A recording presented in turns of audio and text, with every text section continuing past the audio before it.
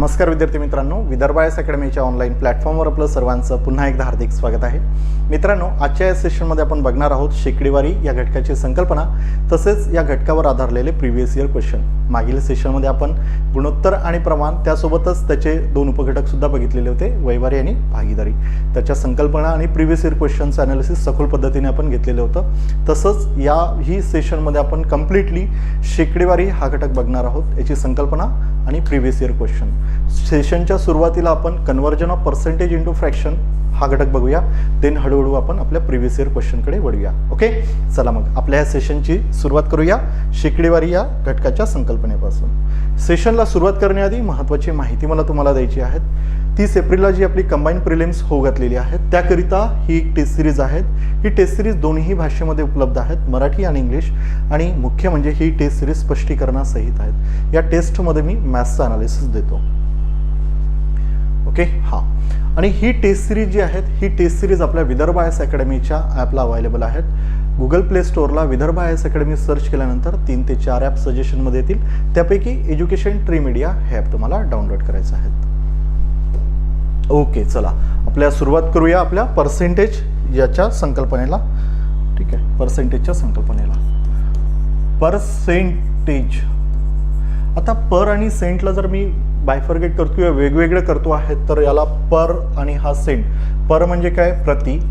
आणि सेंट म्हणजे 100. प्रति 100, 100च्या प्रति.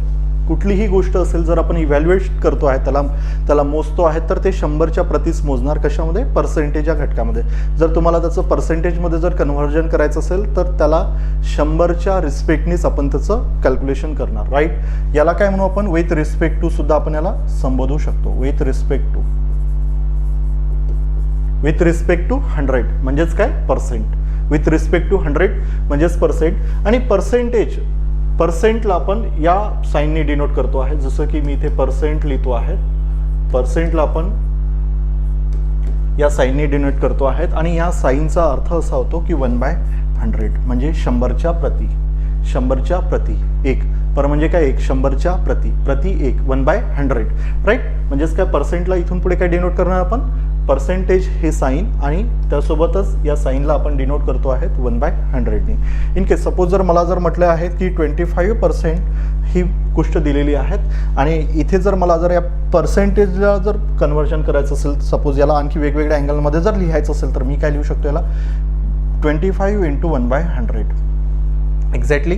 ठीक आहे, म्हणजेच काय येणार? इथे बेस नाही आहे म्हणून बेस ऑलवेज 1 असतो. आणि गुणाकार असताना अंशाचा गुणाकार छेदाचा गुणाकार आपण करतो आहे. 25 × 25 आणि 100 × 100. राईट, 25%ला आता जर तुम्हाला लिहायचं असेल तर 25/100 आपण तिथे लिहू शकतो. सोबत आता ही झाली गोष्ट आपल्या पर्सेंटेज या घटकाची, पर्सेंटेज याची. ठीक आहे, कन्सेप्टची. आता इथून पुढे आपण जे बघणार आहोत conversion of percentage into fraction. जसं की आता 25%ला फ्रॅक्शन अपूर्णांकामध्ये आपण याला काय लिहू शकतो? अपूर्णांकामध्ये 25 × 25, 25 × 100. राईट, 1/4 सुद्धा आपण याला लिहू शकतो. सपोज आता 75% आपल्याला इथे दिलेला आहे. राईट, 75%ला आपण फ्रॅक्शन व्हॅल्यूमध्ये काय लिहिणार? तर 75%ला आपण लिहिणार 75/100 म्हणजेच किती? ते 25 × 75, 25 × 100. राईट, आता इथे दिसत आहेत आपल्याला 25चा 3 पट आहे 75. 25 × 75 म्हणजे 1चा 3 पट म्हणजे किती असणार? 3. बेस ऑलवेज सारखाच आहे. विथ रिस्पेक्ट टू 100 सुरू आहेत म्हणजेच काय असणार? बेस सारखा राहणार 4. राईट, ठीक आहे. आता त्यासोबतच इथून आपण सुरुवात करूया की सुरुवातीला 5 फॅमिलीज काय आहेत, देन 8 फॅमिलीज काय आहेत, 7 फॅमिलीज काय आहेत, 11 फॅमिलीज काय आहेत, 9 फॅमिलीज काय आहेत, या सर्व गोष्टी आपण थॉरली इथे डिस्कस करणार आहोत. ठीक आहे, चला हे मिटवून घेतो. ही गोष्ट तुमच्या लक्षात आलीच असेल अशी आशा आहे. ओके, चला आता सपोज जर मला 20%ला आपण 25चं डिस्कस केलेलं आहे यार. 25% देन 75%ला आपण बघितलेलं आहे. 25%ला आपण डिनोट करताना 1/4, 75%ला डिनोट करताना 3/4 फ्रॅक्शन व्हॅल्यूमध्ये. एक्झॅक्टली याची गरज कुठे पडणार आहे? याची गरज पडणार आहेत रेशोच्या याच्यामध्ये. म्हणजे प्रत्येक कन्सेप्ट जे पर्सेंटेजची आहेत, पर्सेंटेजचे जे घटक आहेत, काही घटकावर काही प्रश्नांना आपल्याला जर रेशो थ्रू जर गेलो तर वेळ कमी लागतो आहे, right, rather than percent through जर गेलो तर वेळ जरा जास्त कन्झ्युम होतो आहे रेशोपेक्षा. सो बेटर वे की म्हणून आपण त्याला फ्रॅक्शनमध्ये कन्व्हर्ट करतो आहेत पर्सेंटेजला. ही गोष्ट जर तुम्हाला शिकली तर अवघड असणारे पर्सेंटसुद्धा तुम्हाला इझिली फाइंड आउट करता येईल. जसं की 57.107%, राईट. या पर्सेंटला जर तुम्हाला डिनोट करायचं असेल तर याला फ्रॅक्शन व्हॅल्यूमध्ये जर कन्व्हर्जन करायचं असेल तर किती येतो आहे हा 14.56 म्हणजे 4/7 लिहिणार मी याला. एक्झॅक्टली सपोज जर तुम्हाला इथं लिहिलेलं आहे की 28.2/7%, एक्झॅक्टली ठीक आहे, 28.2/7% जर इथे दिलेला आहे तुम्हाला तर याला लिहिणार 2/7, बरोबर आहेत. किंवा 14.1/8 जर लिहिलेले आहेत किंवा 2/7 जर इथे लिहिलेलं आहेत, बरोबर आहेत, 14.207% तर याला लिहिणार 1/7. म्हणजे हे काय डिनोट करते आहेत, हे 7 फॅमिली ज्याचा बेस 7 असतो आणि हा 14चा मल्टिपल, जसं 14 दूनी 28, 14 त्रिक 42, 14 चौक 56, आता 43 पॉईंट समथिंग जर दिलेलं असेल इथे तर तो येणार 3/7. आता 14 चौक 56 प्लस 2/7चाही आपण 4 पट जर करतो तर 57.107% येत आहेत. आता हे पर्सेंटेज काढणं तर अवघड जात आहेत, तर अशा केसमध्ये आपल्याला मदत करत आहेत की हे फ्रॅक्शनल व्हॅल्यूज 4/7 त्याची फ्रॅक्शन व्हॅल्यूज येते, ठीक, राईट. तीच गोष्ट आज आपण इथे बघणार आहोत. जसं की हे 7 फॅमिली, तशाच पद्धतीने सुरुवातीला आपण 5 फॅमिली, देन 6 फॅमिली सुद्धा बघून घेऊया आणि देन 7 फॅमिली सुद्धा आपण डिस्कस करूया, राईट. चला ओके. इथे आपल्याला दिसून येत आहेत 20%ला डिनोट करताना आपण 20/100 लिहितो आहेत आणि यालाच 1/5 सुद्धा आपण लिहिणार. जसं की आता 40%, एक्झॅक्टली 40/100 आणि याला लिहिणार आपण 2/5. 60%, 6/100 = 3/5, राईट. त्याच्यानंतर 80%, 80/100 = 4/5. अशाच पद्धतीने 100% लिहिणार तर 100% कोणाच्या रिस्पेक्टनी, 100च्या रिस्पेक्टनी म्हणजेच किती येणार, 1 येणार, राईट. 1/1 लिहिणार म्हणजेच किती, 1 येणार. आता ही काय झालेली आहे 5 फॅमिली. आता इथून पुढे जर 40% तुम्हाला म्हटलं तर तुमच्या चटकन लक्षात यायला पाहिजे की 2/5 एखादी गोष्ट, म्हणजे जर मी तुम्हाला म्हटलेलं आहे की ए हा बी पेक्षा 40%नी जास्त आहे, ए हा बी पेक्षा ए ची उंची जर मी उंचीच्या संदर्भात कन्सिडर केलं, ए ची उंची बीच्या उंचीपेक्षा बीच्या उंचीपेक्षा 40%नी जास्त आहेत, राईट. 40%नी जास्त आहेत. 40%ला काय लिहितो आहेत आपण तर 40%ला लिहितो आहेत सर 2/5 लिहितो आहेत. म्हणजेच काय की 5 पेक्षा 2 जास्त आहेत, राईट. आता जर मला जर ए आणि बीचा जर रेशो सांगितला आहे, ए ची उंची जर मला कन्सिडर किंवा बी ची उंची जर मला दिलेली आहे, बी ची उंची दिलेली आहे सर 140 सेंटीमीटर ही बी ची उंची दिलेली आहे. एक्झॅक्टली ए ची उंची मला फाइंड आउट करायला सांगितलेली आहेत आणि इथे म्हटलेलं आहे ए ची उंची बीच्या उंचीपेक्षा 40%नी जास्त आहेत, राईट. 40%नी जास्त, सॉरी, ए ची उंची जर मला 140 सेंटीमीटर दिलेली असेल त्या केसमध्ये बी ची उंची फाइंड आउट करायला सांगितलेली आहे, राईट. असं कन्सिडर करायचं आहे. ए ची उंची बीच्या उंचीपेक्षा 40%नी जास्त आहेत. 40%ला काय लिहिणार 2/5 लिहिणार. म्हणजे 5 जर बी ची उंची असेल तर ए कितीनी जास्त आहेत, 2नी जास्त आहेत त्याच्यापेक्षा, कोणापेक्षा, बी पेक्षा. म्हणजे 2नी जास्त आहेत म्हणजे किती येणार आहे, ए 7 येणार तर बी किती येणार, 5 येणार. एक्झॅक्टली. आता हे कन्सिडर करण्यापेक्षा सपोज जर मी म्हटलेलं आहे ए ची उंची बीच्या उंचीपेक्षा 40%नी जास्त आहेत आणि ए ची उंची दिलेली आहे ए = 140 सेंटीमीटर, तर बी ची उंची जर तुम्हाला फाइंड आउट करायची असेल तर त्या केसमध्ये तुम्ही पर्सेंटेजमध्ये वेळ घालवल्यापेक्षा त्याचं रेशोमध्ये कन्व्हर्जन करा, जे इझी आहे. 40% म्हटलं 2/5 लिहितो आहेत. 5 पेक्षा 2नी जास्त आहेत, ऑब्व्हियसली कोण, ए जास्त आहेत. ए बी जर 5 असेल तर ए किती असणार, 2 असणार. हे कुठं गोष्ट शिकलेलं होतं पण हे रेशो अँड प्रपोर्शन या घटकामध्ये सांगितलेलं होतं का कंपॅरिझन कशा पद्धतीने आपण करतो आहेत, राईट. आता जर इथे जर बघतो आहेत म्हटलं मी तर एची जे युनिट आलेले आहेत ते 7:5 हा रेशो फॉर्म झालेला आहे. आता 7 युनिटची व्हॅल्यू किती दिलेली आहेत 140, म्हणजे 7ला कितीनी मल्टिप्लाय करावं जेणेकरून 140 20नी यार 20ला जर 7नी मल्टिप्लाय केलं तर मला 140 सेंटीमीटर इथं ॲक्च्युअल व्हॅल्यू मिळत आहेत. मग रेशोच्या एका भागाला जर 20नी मल्टिप्लाय केल्यानंतर मला एक्झॅक्ट व्हॅल्यू जर मिळत असेल तर रेशोच्या दुसऱ्याही भागाला मी 20नी मल्टिप्लाय केल्यानंतर मला एक्झॅक्ट व्हॅल्यू कडून जाईल. म्हणजेच बीची उंची किती असणार 100 सेंटीमीटर.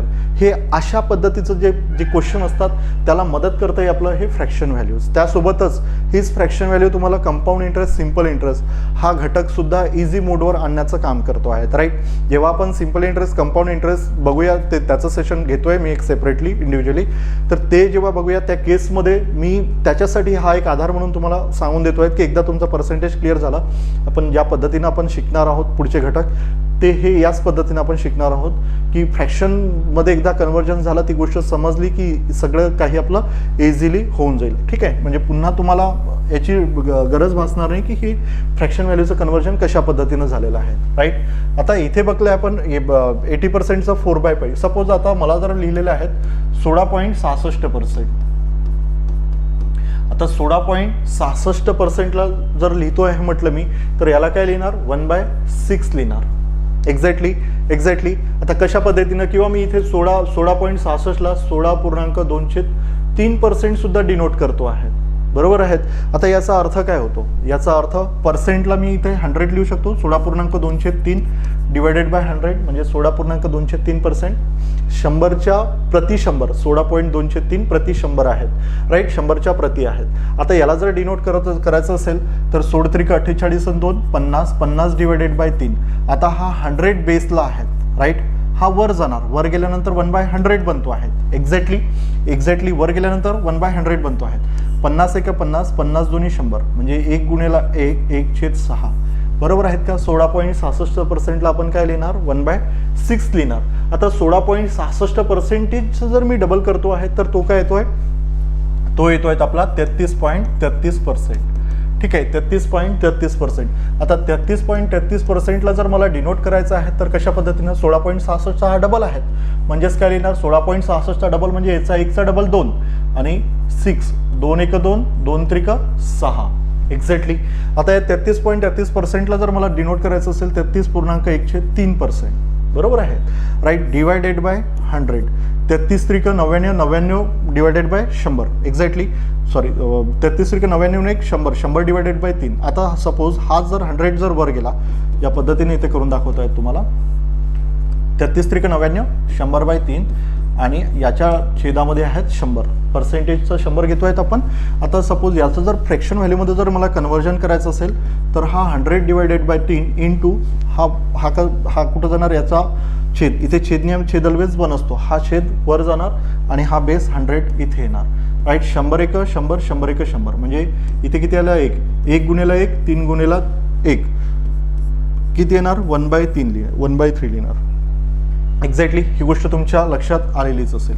त्याच्यानंतर आता जर सपोज जर इथे जर आणखी जर बघितलेलं आहेत 33 2 66.66% जर मला इथं जर काढायचं असेल तर 66.66%ला काय कशा पद्धतीने आपण डिनोट करणार तर तो लिहितो आहे 2/3. कारण हा 33चा डबल आहेत म्हणून 1चा डबल काय असणार 2 असणार. एक्झॅक्टली. किंवा याचं जर बघतो आहेत म्हटलं मी तर 16चा हा डबल 16.66चा किती पट येतो आहे 4 पट येत आहे. 16 चौक 64 आणि 0.66चा 4 पट जर करतो आहेत तर 2.66% मिळतो आहे 2.66 मिळतो आहे. तर जर बघतो आहेत आता याही अँगलनं जर मला बघायचं असेल की 16.66चा हा जर चौपट असेल तर काय लिहिणार 1चा चौपट 4 आणि 6 ॲज इट इज राहणार. राईट, 6 प्रति 100 म्हटलेले आहेत ना म्हणजे 6 भागापैकी 4 भाग.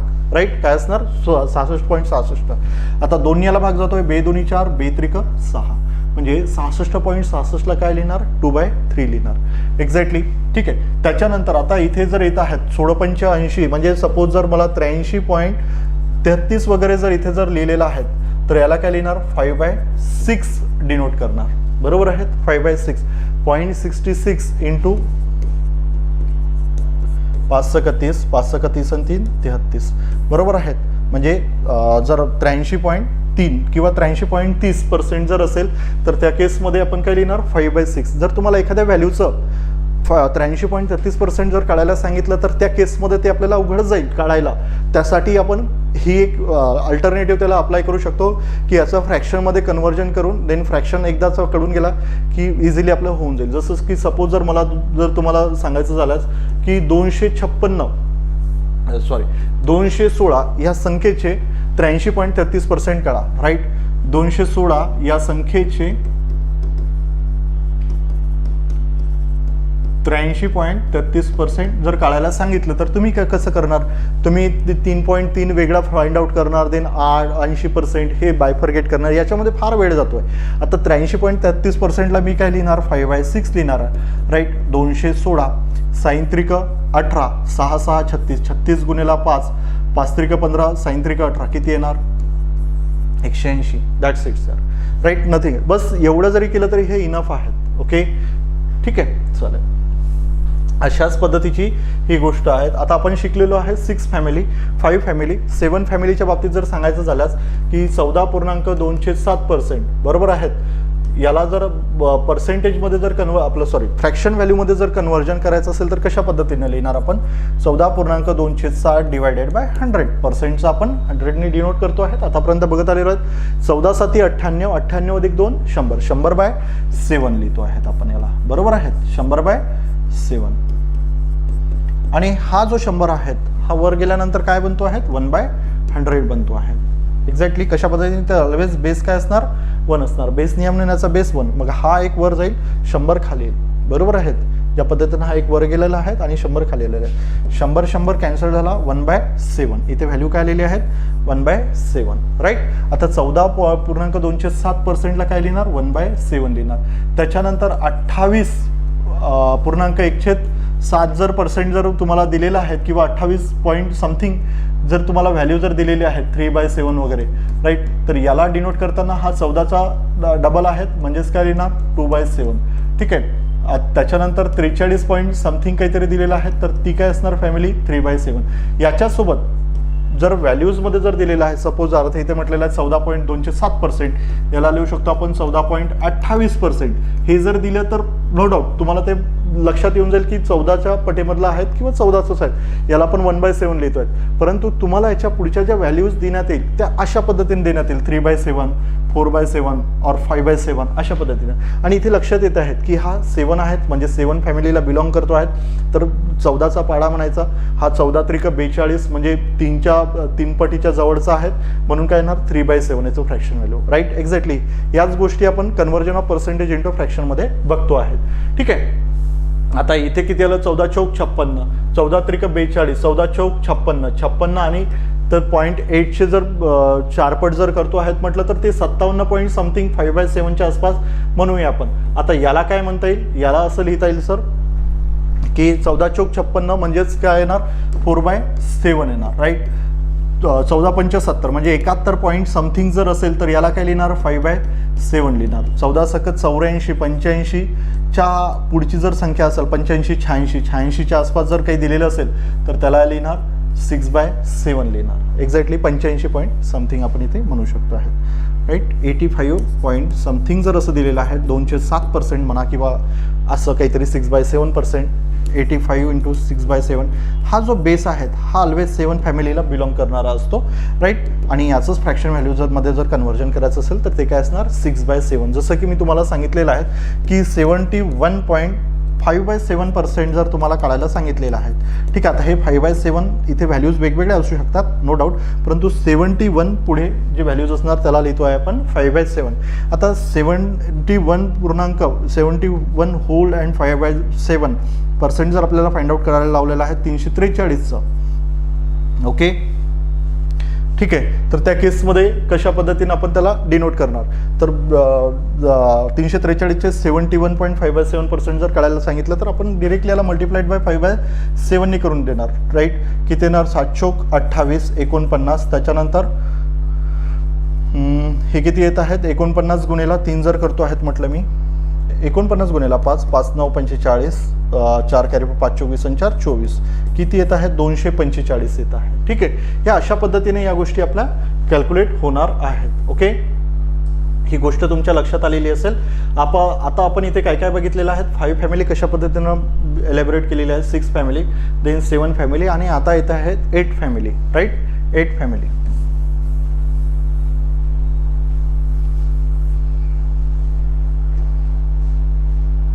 आता जर 8 फॅमिलीजला जर बघायचं असेल की 25%ला आपण डिनोट केलेलं होतं 1/4नी, एक्झॅक्टली 25%ला आपण 1/4नी डिनोट केलेलं होतं. आता 25%चा जर मला हाफ जर करायचं असेल तर किती येणार, 12.5% किंवा 12.1/2%. एक्झॅक्टली ठीक आहे, 12.1/2%. आता 12.1/2%ला मला डिनोट करताना मी काय लिहिणार, जसं की आपण बघितलेलं होतं की 25 त्रिक 75 केलेलं होतं, तर 1ची 3 पट झालेली होती, अंशाची 3 पट केलेली होती. आता या केसमध्ये काय झालेलं आहे, या केसमध्ये 25चा हाफ झालेला आहे, तर त्या केसमध्ये काय होणार, छेद हा डबल होणार, राईट. जो डिनोमिनेटर आहे त्याला मल्टिप्लाइड बाय 2 करून देणार आपण, किती येणार, हा 1/8 येणार. एक्झॅक्टली ठीक आहे. आता 1/8 आलेला आहे, म्हणजे 12.5%ला जर मला डिनोट करायचं असेल तर 1/8नी डिनोट करणार. आणि इन केस सपोज जर तुम्हाला सांगितलेलं आहे की 512चे 12.5% किती येणार, एक्झॅक्टली 12.5% किती येणार, तर त्या केसमध्ये तुम्ही काय करणार, 512 × 12.5% लिहिलेले आहेत ना यार, 1/8 किती येणार, हा 64. 12.5 किती येणार, 64 येणार. बस एवढं तुम्हाला इथे करायचं आहे या सर्व गोष्टी, ठीक आहे. चला, आता याच्यात जर आणखी याच्यामध्ये आपल्याला काय फाइंड आउट करतं की या 12.5%चे मला जर आणखी जर हाफ करायचे असेल तर तो किती येणार, तो येणार सर 6.1/4% किंवा याला म्हणूया आपण 6.25%. आता 6.25%ला जर डिनोट करायचं असेल तर 12.1/2चा किंवा 12.5%चा 6.25% काय आहेत, हाफ आहेत. म्हणजेच काय लिहिणार, 1/8ला पण जेव्हा याचा हाफ होतो आहे त्यावेळेला अंशाचा काय, आपला छेदाचा काय होणार, डबल होणार. डिनोमिनेटर काय होतो, डबल बनतो आहे, 1/16. म्हणजे एखाद्या गोष्टीचं सपोज जर मी जर म्हटलंय तुम्हाला की 256 किंवा 144 या व्हॅल्यूचे 6.25% तुम्हाला फाइंड आउट करायला सांगितलेलं आहे, तर त्या केसमध्ये काय करायचं, 1/16 म्हणजे 100चे 16 भाग केले, त्याच्यापैकी एक भाग म्हणजेच काय, 6.25%. जसे 100चे 4 भाग केले, 4 भागापैकी एक भाग म्हणजेच काय, 25%, राईट. 100चे 8 भाग केले, 8 भागापैकीच म्हणजे किती, एक भाग म्हणजेच 12.5%, राईट. जसं 100चे 16 भाग केले पण 16 भागापैकी एक भाग म्हणजेच काय, 6.25%, राईट. आता 16 भागापैकी एक भाग काढायला सांगितलं ना आपल्याला, 6.25%, तर 144 हे 16 भाग आहेत, याच्यापैकी एक भाग जर काढायचं सांगितलेलं आहे, 16 144 9 1 9 म्हणजेच किती आला, एक भाग 9 आलेला आहे, किंवा 6.25% ही व्हॅल्यू किती आलेली आहेत, 9 ही व्हॅल्यू आलेली आहेत. ओके, चला, आता ही सर्व गोष्ट आपल्याला इथून लक्षात येते आहेत की 8 फॅमिली कशा पद्धतीने आपण डिनोट केलेली आहेत, राईट.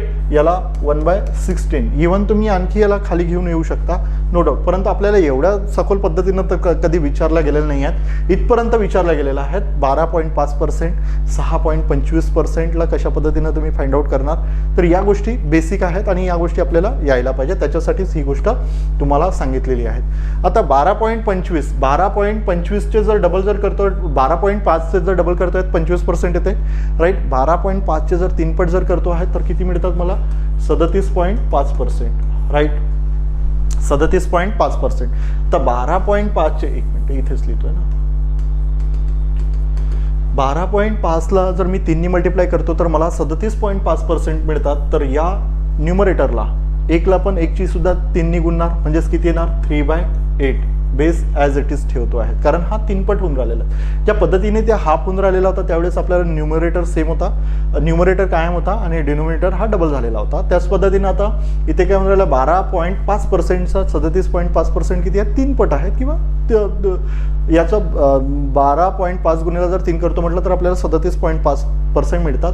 त्याच पद्धतीने 1ची सुद्धा मल्टिप्लाय होईल, म्हणजे 8 भागापैकी 3 भाग किती येणार, 37.5%, राईट. आता 12.5%चे मी जर 4 पट जर करतो आहे तर ते किती मिळतात, 50%, राईट. आता 4 पट म्हणजेच किती, या न्यूमरेटरचा 4 पट म्हणजेच किती येणार, 4, आणि ॲज इट इज ठेवतोय आपण, 4 1 4 4 2 8. 50%ला काय पद्धतीने डिनोट करतोय, 1/2नी डिनोट करतायत. त्यासोबतच याच्यामध्ये 12.5% जर मिळवतो आहेत तर ते किती बनतो आहेत 62.5%. म्हणजे 62.5% हा काय आहेत 12.5%चा 5 पट आहेत. एक्झॅक्टली 5 पट आहेत. म्हणजेच काय लिहिणार याला 12.5%ला 5/8 ही व्हॅल्यूनी डिनोट करणार किंवा याला फ्रॅक्शन व्हॅल्यूमध्ये अशा पद्धतीनं कन्व्हर्ट करणार. त्याच्यानंतर 12.5चा हे झालेला आहे. तर याच्यामध्ये आणखी जर मी 12.5 जर ॲड करतो आहे तर हा किती मिळतो आहेत मला 75% मिळतो आहेत. आता 75% कितवा पट आहे तर हा 6वा पट आहे. राईट 12×72 म्हणजे 12.5 गुणिले जर 6 करतो आहेत तर मला 75% मिळतो आहेत. म्हणून काय करणार न्यूमरेटरला 6 पट करणार. 1 गुणिले 6 6 होणार आणि हा ॲज इट इज 2. 2×3 6 2×4 8. बघा 75%ला आपण कशा पद्धतीने डिनोट करतो आहे 3/4 डिनोट करतो आहे. आता याच्यामध्ये 75% मध्येच 12.5% जर मिक्स जर करतो आहे तर हे किती मिळतात 87.5%. एक्झॅक्टली 87.5%ला कशा पद्धतीने डिनोट करणार तर याला लिहिणार हा किती 6 पट होता तर हा किती पट असणार 7 पट असणार ना. राईट म्हणजे 7 गुणिले 7 1 7 आणि हा बेस ॲज इट इज. जो डिनोमिनेटर आहे आपला 8 तो कायम राहणार. जो छेद आहे तो कायम राहणार. किती आलेलं आहे 7/8. आता 87.5% मध्ये जर मी 12.5% जर मिळतो तर किती मिळतात मला 100 डिवायडेड बाय 100 किती राहणार 1 राहणार. आलं का लक्षात. ही आहेत आपली 8 family 5 family 6 family 7 family and 8 family आपण या गोष्टी डिस्कस केलेल्या आहेत. ठीक आहे. आता येते आहेत की 9 फॅमिलीज काय आहेत. ओके ठीक आहे. 9 फॅमिलीज आता आपण डिस्कस करून घेऊया. ओके जसं की आता 9 फॅमिलीजच्या बाबतीत जर सांगायचं झाल्यास 11.1/9% इथे आपल्याला दिलेलं आहे. 11.1/9% तर किती येणार 11.1/9ला डिवायडेड बाय 100 करतात. 11×9 99 99 1 100. राईट एक्झॅक्टली याला कशा पद्धतीने डिनोट करणार 100/9. ठीक आहे. आता हा 100 वर गेल्यानंतर 1/100 बनतो आहे. 100 कॅन्सल किती येणार 1/9 येणार. 11.1/9%ला आपण काय लिहिणार 1/9 लिहिणार.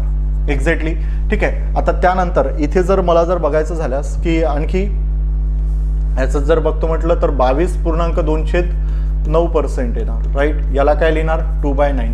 हा 11चाच मल्टिपल असणार. राईट त्याच्यानंतर 33.3/9%. 11 33 होते आहेत बरोबर आहेत. याला काय लिहिणार 3/9 म्हणजे 3 1 3 3 3 9.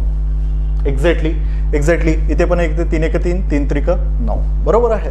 11चा मल्टिपल आहे. त्याच्यानंतर 44.4/9% जर तुम्हाला इथे विचारलेलं असेल किंवा 44.44% किंवा 33.33%, 22.22%, 11.11% याला आपण अशाही पद्धतीने डिनोट करतो आहेत 11.11%. याला काय लिहितो आहे आपण 1/9 लिहितो आहे. एक्झॅक्टली ठीक आहे. आता याला काय लिहिणार 22.22% म्हणजेच 2/9. 33.33% 1/3.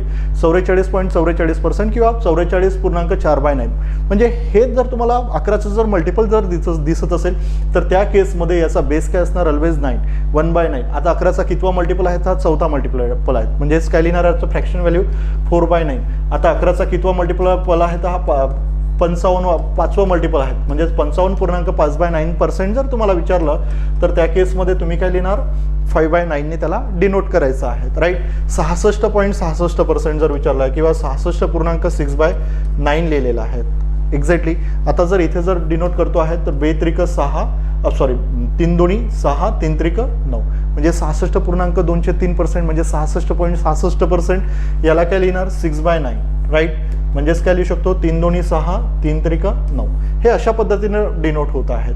ओके एक्झॅक्टली कुठून आलो आहे आपण 11.1/9%, 22.2/9%, 33.3/9%, ज्याला आपण 33.103% डिनोट करतोय किंवा 33.33%. हे कसे आहेत 11च्या पाड्यातले आहेत. त्याच्यामुळे याचा बेस काय असणार ऑलवेज 9 असणार आणि जेवढा मल्टिपल आहे तेवढा न्यूमरेटरमध्ये असणार अंशामध्ये असणार. 4था मल्टिपल आहे 44 म्हणून 4 न्यूमरेटरमध्ये 9 कायम. राईट एक्झॅक्टली हे झालेलं आहेत आपलं 9 फॅमिली. आणि इथे बघता बघता आपले नियर अबाउट बऱ्यापैकी या गोष्टी येऊन गेलेल्या आहेत. ठीक आहे. त्याच्यानंतर आणखी जर आपल्याला इथे जर बघायचं झाल्यास की मी म्हटलेलं आहे तुम्हाला 9.09%. राईट याला जर डिनोट करता आहेत 9.1/11% बरोबर आहेत. 9.1/11% तर याला आपण डिनोट करतो आहेत 1/11%नी. ठीक आहे, 9चा बिलकुल अगेन्स्ट आहेत हा, तिथे 9 डिनोमिनेटर राहायचा, इथे 9चा जेवढे मल्टिपल असेल त्या केसमध्ये इथे 11 डिनोमिनेटर राहणार, राईट. 9.9%. आता इथे लिहितो आहेत मी 18.18%. ओके, याला काय पद्धतीने डिनोट करणार, 2/11 डिनोट करणार, राईट. 27.27%. ठीक आहे, याला 3/11. ओके, ठीक आहे. त्याच्यानंतर 36, त्याच्यानंतर जर बघतो तर या अशा गोष्टी आहेत, परंतु याच्यामधल्या जर बघतो म्हटलं तर महत्त्वाच्या ज्या गोष्टी येतात तर त्या इथपर्यंतच येतात की 9.09% जर तुम्हाला विचारलं आहेत एखाद्या गोष्टीचा, डेटा इंटरप्रिटेशनमध्ये जनरली अशा व्हॅल्यूज दिसून येतात आपल्याला. आता जेव्हा आपण प्रिव्हियस इयर क्वेश्चनचं अनालिसिस करू त्या केसमध्ये त्या थॉरोली आपण डिस्कस करूया. 18.18%, 2/11, 27.27%, 3/11, 36.36%, 4/11. ओके, 45.45%, 5/11. ठीक आहे, 36% ना, 4/11. ठीक आहे, त्याच्यानंतर 45.45%, 5/11. हे अशा पद्धतीनं 55.55%, 6/11. या पद्धतीने या गोष्टी डिस्कस होत आहेत 11 फॅमिलीजमध्ये. ही झाली 11 फॅमिलीज. 11 फॅमिलीजमध्ये 9चे मल्टिपल असतात, तर 9 फॅमिलीजमध्ये 11चे मल्टिपल असतात. बिलकुल ते अगेन्स्टमध्ये आहेत, एवढं लक्षात ठेवायचं. बाकी ॲज इट इज तुम्हाला बाकी सर्व गोष्टी सोप्या आहेत. काय काय बघितलं आपण, 5ची फॅमिली बघितली, 4ची फॅमिलीसुद्धा बघितलेली आहेत आपण. 4ची फॅमिली 25%, 75%, राईट. एक्झॅक्टली ही 4 फॅमिलीसुद्धा बघितलेली आहेत. 5 फॅमिली बघितली, 6 फॅमिली बघितली, 7 फॅमिली बघितली, 8 फॅमिली बघितली, 9 फॅमिली बघितली, 11 फॅमिली बघितली. आता ह्या सर्व गोष्टी तुम्ही कधीही पर्सेंटेजला जेव्हा तुम्ही सॉल्व करणार अशा पद्धतीच्या जेव्हा व्हॅल्यू विचारल्या त्या केसमध्ये, आता सपोज जर मला जर विचारलेलं आहे की 1331चे 18.18% किती आहेत, 1331चे 18.18% जर मला कळायला सांगितलेलं आहे तर किती असणार त्या केसमध्ये, मी काय लिहिणार, 1331, तर हे 100% आहे, नो डाऊट. आता इथे जर 18.18% जर कळायला सांगितलेलं आहे तर काय लिहिणार, 2/11 लिहिणार. बरोबर आहेत. किती येणार, 121, 121 गुणिला 2 किती, 242, 242 ही व्हॅल्यू येणार. बरोबर आहेत. 18.18%, 1331 जर कळायला सांगितले तर किती लिहिणार आपण, 242 ही व्हॅल्यू आपली तिथं फाइंड आउट होणार. तसं कॅल्क्युलेट करायला तर फार वेळ लागणार, राईट. बेटर वे, म्हणूनच या गोष्टी आपल्याला फार मदत करतात आपल्या कॅल्क्युलेशन इझी करण्यासाठी, त्यासोबतच टाइम कन्झम्पशन कमी करण्यासाठी. एक्झॅक्टली. चला आता सुरुवात करूया आपल्या प्रिव्हियस इयर क्वेश्चनच्या अनालिसिसला. हे सर्व आपण थॉरली बघितलेलं आहे. याच्या मागचं कारण, हे बघण्यामागचं कारण एक होतं की पुढे जेव्हा आपण कंपाऊंड इंटरेस्ट हा घटक बघूया, तुमच्या याच्यानुसार रिक्वेस्टनुसार तुम्ही ज्या पद्धतीने कमेंटमध्ये सांगितलेलं होतं की compound interest, simple interest discuss करायला पाहिजे, तर बिलकुल बिनधास्तपणे डिस्कस करूया, नो डाऊट.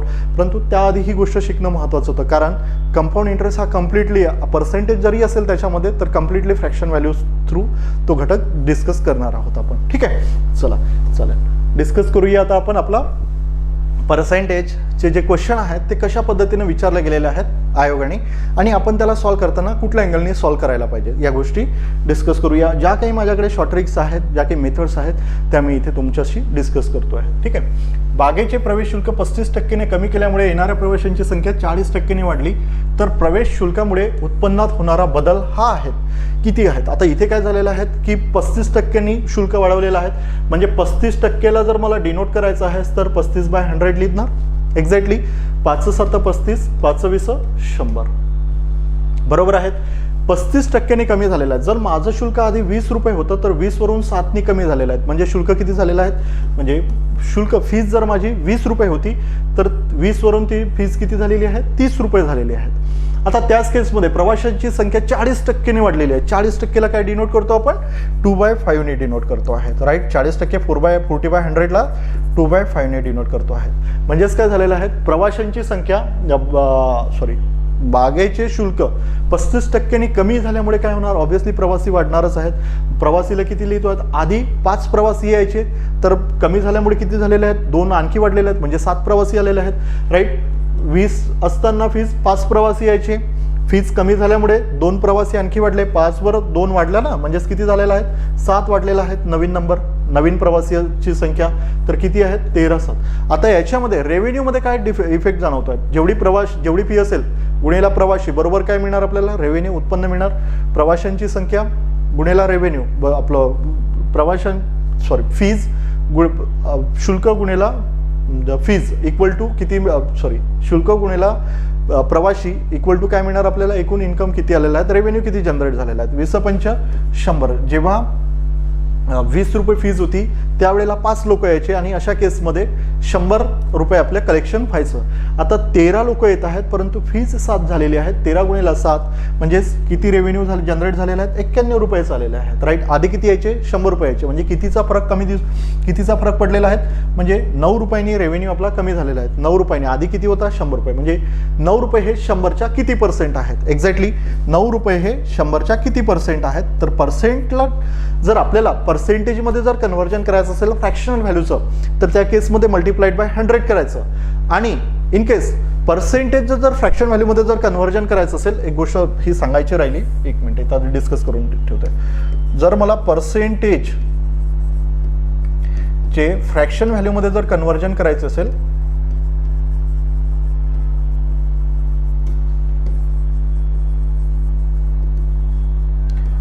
कन्वर्जन करताना इंटू मल्टिप्लाइड बाय 1/100 नी कन्वर्ट करणार. राईट. ठीक आहे. Multiplied by 1/100. आणि जर जेव्हा फ्रॅक्शन व्हॅल्यूचं आणि फ्रॅक्शन टू पर्सेंट करताना मल्टिप्लाइड बाय 100 करणार. ही गोष्ट जसं की 9/100 या फ्रॅक्शनला आपल्याला पर्सेंटेजमध्ये जर कन्वर्जन करायचं असेल तर मल्टिप्लाइड बाय आपण 100 करणार. 100 कॅन्सल, म्हणजेच राहिला किती आहेत 9%. आता हा 9% काय दिसून येतो आहे आपल्याला, आधी 100 रुपये होता, नंतर किती झाला 91, म्हणजे डिक्रीज झालेला आहे, रेव्हेन्यू कमी झालेला आहे. आपला आन्सर काय असणार, 9%ने तो डिक्रीज झालेला आहे. राईट. पर्याय नंबर 3 हे असणार आपलं उत्तर. आता इथेच हा एक अप्रोच आहे. हाच अप्रोच तुम्हाला टॅक्सेशनमध्ये कामात पडतं. एखाद्या गोष्टीवर टॅक्स वगैरे लावलेला आहे. हाच अप्रोच तुम्हाला जसं की साखरेचे भाव वाढले, वधारले, कमी झाले, या गोष्टीमध्ये कन्झम्पशन किती असायला पाहिजे, त्या गोष्टीमध्ये ही मेथड काम करते आहेत. राईट. त्या गोष्टीमध्ये सुद्धा ही मेथड काम करते आहेत. त्यासोबतच आता एक मेथड तुम्हाला सांगून देतो, इथं सक्सेसिव्ह मेथड अप्लाय होते. आता सक्सेसिव्ह मेथड कशा पद्धतीने अप्लाय होते ती सुद्धा गोष्ट इथं आपण डिस्कस करूया. सक्सेसिव्ह मेथडचं एक हे लिहून देतोय तुम्हाला, ते तुमच्या वहीमध्ये कुठेतरी कोपऱ्यामध्ये ठेवून द्याल. x + y + x × y upon 100. आता हे जे साईन आहेत हे प्लस अकॉर्डिंग टू त्याच्यानुसार चालतात. आता सपोज इथे म्हटलेलं 35%नी वाढले तर प्लस करणार, 35%नी कमी झाले तर मायनस करणार. एक्झॅक्टली. ठीक आहे. आता x ही व्हॅल्यू घेणार 35%साठी आणि 40%साठी y ही व्हॅल्यू घेणार. म्हणजेच काय मिळून जाणार आपल्याला, पर्सेंटेजचं तिथे व्हॅल्यूज कडून जाणार. आता x% आपलं x साठी 35%नी कमी झाली म्हणजेच काय, मायनस झाले, निगेटिव्ह झालेले आहेत, म्हणजेच 35% मायनस आहेत. एक्झॅक्टली. प्लस का बरं घेतोय, कारण 40%नी संख्या वाढलेली आहेत, +40. आता इथे काय होत आहेत, इथे x × y म्हणजे गुणाकार आहेत आणि गुणाकार करत असताना प्लस इंटू मायनसचा गुणाकार काय होतो, मायनस होतो आहेत. राईट. मायनस इंटू प्लसचा गुणाकार काय होणार, मायनसच होणार. मायनस इंटू मायनसचा गुणाकार काय होणार, प्लस होणार. प्लस इंटू प्लसचा गुणाकार काय होणार, प्लस होणार. आलं का लक्षात. ठीक आहे. आता इथं मला जर गुणाकार करायचा असेल 35 × 40, 35 हा मायनस आहे, 40 हा पॉझिटिव्ह आहेत, 35 हा मायनस आहे, 40 हा पॉझिटिव्ह आहेत, म्हणजेच काय येणार, मायनस. म्हणून मला डिनोट करताना इथे 35 × 40 अशा पद्धतीने डिनोट करणार, डिवायडेड बाय 100. आलं का लक्षात. ठीक आहे. आता जर इथे जर बघतो म्हटलं तर 0 0 गेला, 2 2 4, 2 5 10, 5 7 35, 7 2 14. आता -35 अधिक 40 आणि -14. -35 -14 किती येणार, 49. -49 + 40 म्हणजेच किती मिळणार मला इथे, -9. ठीक आहे. -9% काय असणार, डिक्रीज झालेला आहे आपला रेव्हेन्यू. ठीक आहे. ही गोष्ट जर तुम्हाला इझी वाटत असेल तर ही ठेवायची, ती गोष्ट जर तुम्हाला इझी वाटत असेल तर ती ठेवायची. परंतु मी म्हटलंय की जेवढं लॉजिकली तुम्ही या गोष्टीला बघाल तेवढं तुम्हाला बाकी सर्व सोपं जाईल पर्सेंटेज. ठीक आहे. चालेल. चला नेक्स्ट प्रॉब्लेमला जाऊया.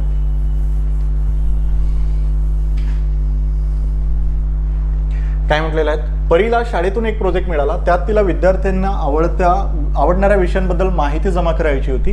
तिने 800 विद्यार्थ्यांकडून माहिती जमा केली, तर मराठी विषय आवडणारे किती विद्यार्थी आहेत. आता जर ज्या पद्धतीने आपण बघतोय की हा सर्कल 100%चा आहेत. एक्झॅक्टली. आता याच्यामध्ये ज्या पद्धतीने हा पायचार्ट म्हणतो आहे आपण याला, राईट. मराठीमध्ये नाही माहिती मला, इंग्लिशमध्ये याला पायचार्ट म्हणतात.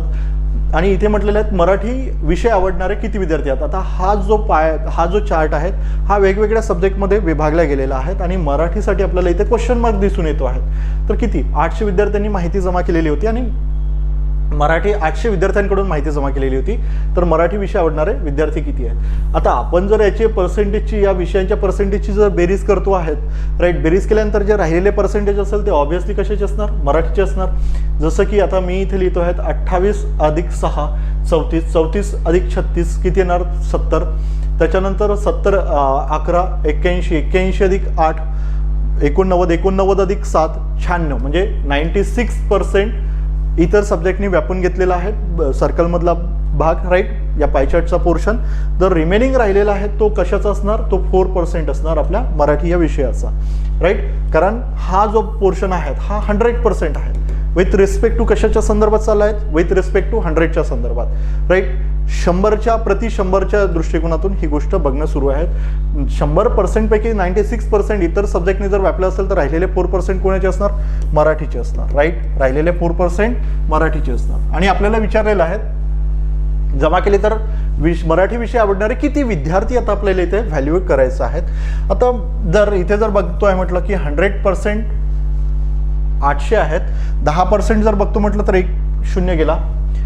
1% जर काढायचं असेल तर मला 2 0 एलिमिनेट करावं लागेल आणि राहिलेली ही व्हॅल्यू काय आहेत 1% आहेत.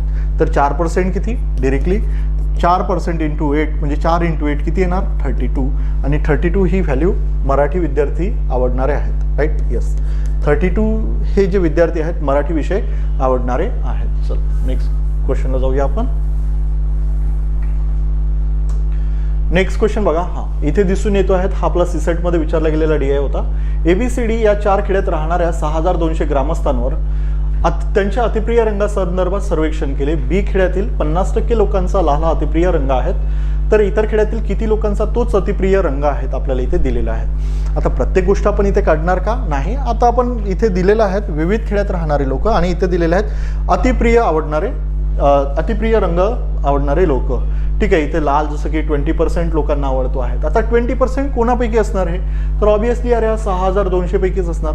6200 जर 20% जर काढतो म्हटलं तर किती येणार 10% 620 राईट. 10% 620 तर 20% किती येणार 10%च्या डबल करणार 620च्या डबल किती येणार 1240. 1240 ही जी मंडळी आहेत ही लाल रंग आवडणारी आहेत. आणि आपल्याला याच्यापैकी म्हटलेलं आहे की 50% लोक हे कोण आहेत, आपल्या बी या खेड्यातले 50% लोकांना लाल हा रंग आवडतोय. 1240 लोकांना लाल हा रंग तर आवडतोच, तर बी या खेड्यातले जेवढे लोक असेल याच्यापैकी 50% याच्यातून डिडक्ट करणार. बाकीचे काय आहेत इतर खेड्यातील लोकांना आवडणारा तो कलर असणार. आता किती 6200चा जर 23% जर काढायचा असेल तर आपण 1240 तर 20% काढलेलंच आहेत एक्झॅक्टली. आता राहिला किती 3%. 10% जर 620 असेल 1% किती असणार 62. 62 गुणिला 3 म्हणजेच किती येणार 3 दूनी 6 साइन 3 18. 186 लोक जे असे असणार की जे 3% आहेत. आणि आपण 1240 मध्ये जर 186 जर मिळवतो आहे 8 4 12चा 2 1 कॅरी फॉरवर्ड 1426 लोक मला बी या खेड्यात राहणारे दिसून येतात. आणि बी या खेड्यातले जे 1426 लोक आहेत 1426 लोकांपैकी 50% लोकांना लाल हा कलर आवडतो आहे. आता याचे जर अर्धे जर करतो 50% म्हणजे काय 1/2 नी जर याला मल्टिप्लाय करतो आहे तर मला किती दिसून येतात 713 असे लोक आहेत की जे बी या खेड्यातल्या ज्यांना लाल रंग हा आवडतो आहे. आणि आपल्याला म्हटलेलं तर इतर खेड्यातील किती लोकांचा तोच अतिप्रिय रंग आहे. तर आता बी या खेड्यातले जर 713 असेल तर राहिलेले कोण ADC या खेड्यांमधले असणार बरोबर आहेत. आता याच्या 1240 मायनस जर 713 जर करणार इथे किती येणार 27 527 असे जे लोक असणार राईट.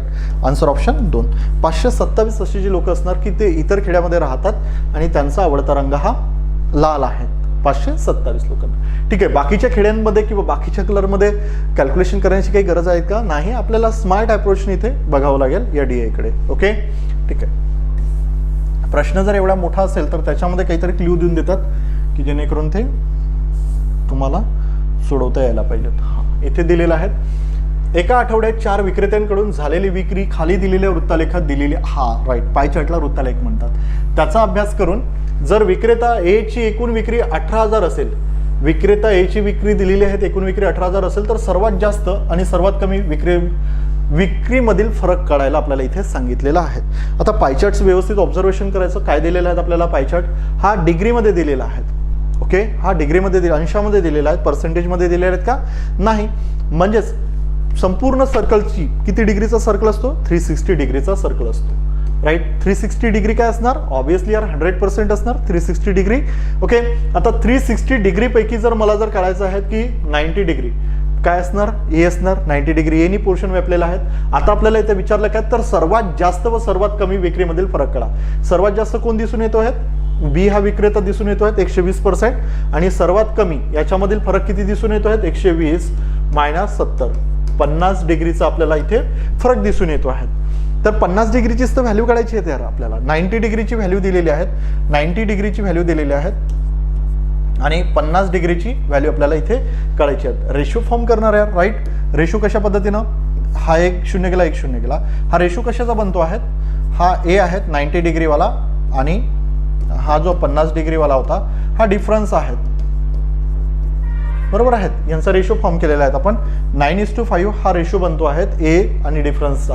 आता या 9 युनिटची व्हॅल्यू किती दिलेली आहेत आपल्याला? 18,000 दिलेली आहेत.